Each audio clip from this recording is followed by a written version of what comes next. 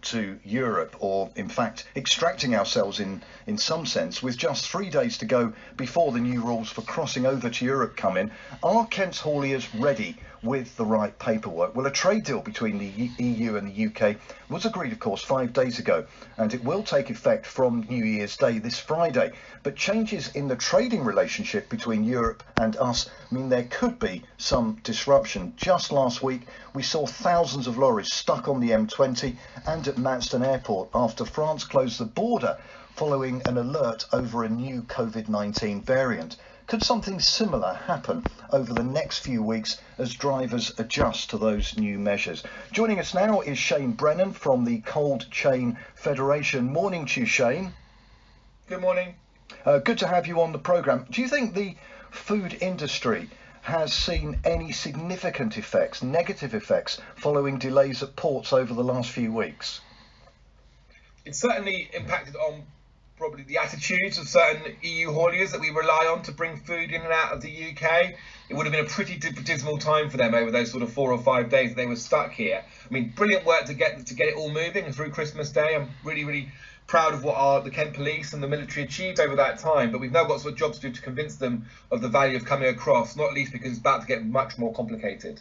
What have we learned from the last week of, frankly, it was sheer chaos? Have we learned anything at all from that?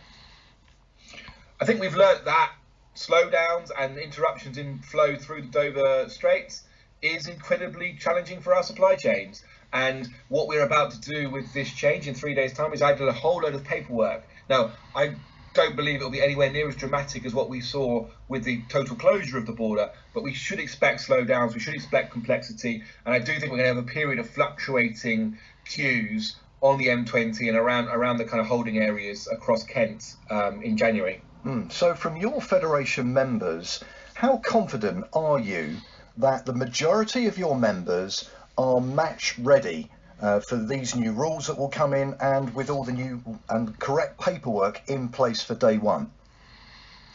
They're as ready as they can be. I think the problem is the rules of the game aren't exactly that clear. Even though we now have a deal, actually the job starts now to work out exactly how the paperwork requirements will play out. Very important, to talk to the analogy, the referees at the French border, how are they going to approach things? I know how much leeway and easing are they going to do of the rules as they bed them down, or are they going to be very strict from day one?